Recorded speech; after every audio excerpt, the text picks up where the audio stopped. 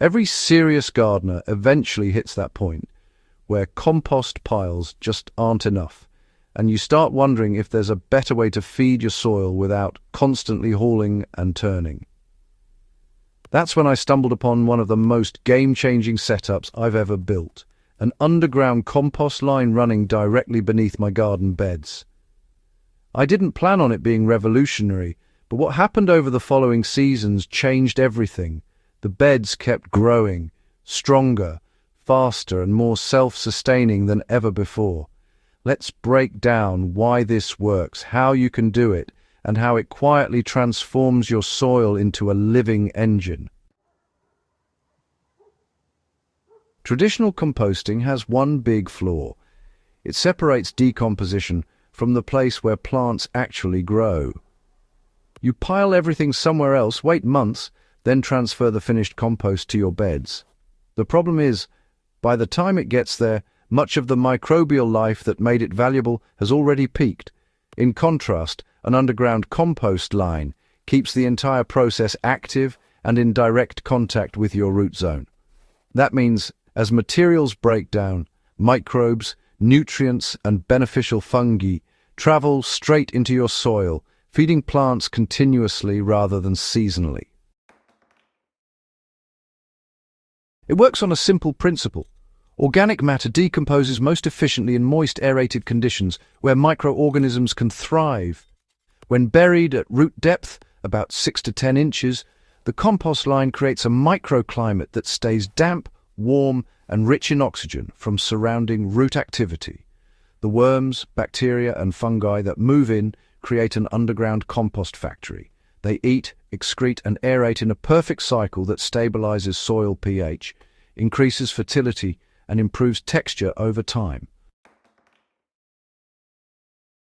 The easiest way to build one is during bed setup, or early in the season. Dig a trench about 8 inches wide and 10 inches deep along the center or edge of your bed, depending on what you're growing. You don't need to go overboard. This can be done in sections, a meter or so at a time. Line the trench with a few inches of coarse brown material like shredded cardboard, dry leaves, or straw to help airflow. Then layer in your green materials, kitchen scraps, coffee grounds, chopped weeds, or manure, followed by another thin layer of browns. Keep layering until you're within a few inches of the surface, then cap it with garden soil. The decomposition will start slowly as microbes colonize the organic matter, but within a few weeks, you'll notice the soil above staying more moist and crumbly. As roots reach down, they'll find the richest zone in your entire garden, a consistent source of nutrition that keeps replenishing itself. You can move the compost line slightly each season, or dig new ones between rows for long-term soil renewal. What makes this system so powerful is the direct nutrient exchange between decomposers and plant roots. As materials in the compost line break down, they release soluble nutrients, nitrogen, phosphorus, potassium, calcium, and magnesium that diffuse outward through the soil profile. But that's just the beginning. The microbial communities in the compost line form symbiotic relationships with root hairs, enhancing nutrient uptake efficiency by up to 40%. It's a live feed, not a one-time fertilizer dump. Even better, the constant organic matter decomposition produces humic substances that buffer soil pH and increase cation exchange capacity, the soil's ability to hold and release nutrients as plants need them. That's why plants above a compost line often appear deeper green, have thicker stems, and recover faster from drought stress. Over time, the compost line transforms hard or sandy soils into rich, loamy, well-draining beds with exceptional microbial life.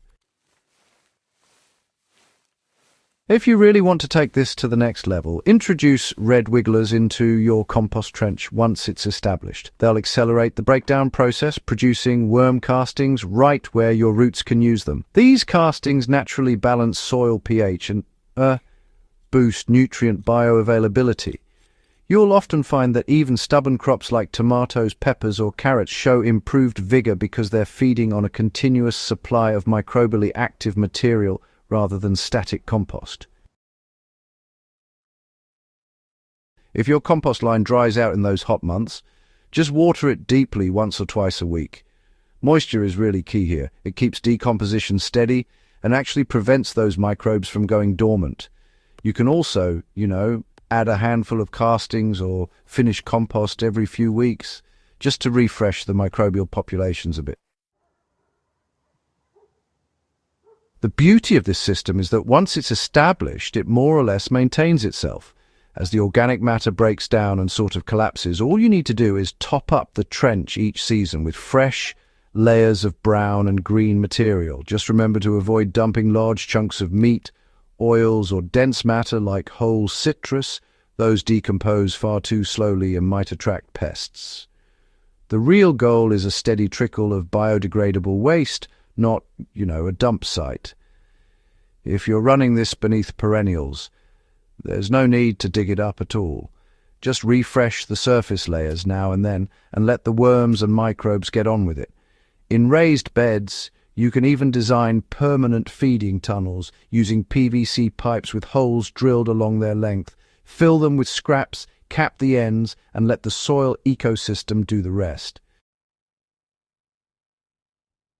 What I love most about this method is how invisible yet effective it is. There's no odor, no piles to turn, and no waiting game. You're literally composting in place, feeding the soil from within and letting biology handle the management. Every growing season just builds on the last because the soil grows richer, looser, and more balanced the longer the system runs. This isn't a gimmick, it's soil engineering at its most natural. It saves time, space, and effort while producing results that even seasoned gardeners can't ignore. Once you try it, you'll understand why the underground compost line is becoming the secret weapon for gardeners who want to grow stronger crops with less input. If you found this guide valuable, make sure to subscribe to Gentle Herb Living, share it with your fellow growers, and keep exploring smarter, more sustainable ways to make your garden thrive, because sometimes the biggest growth happens underground.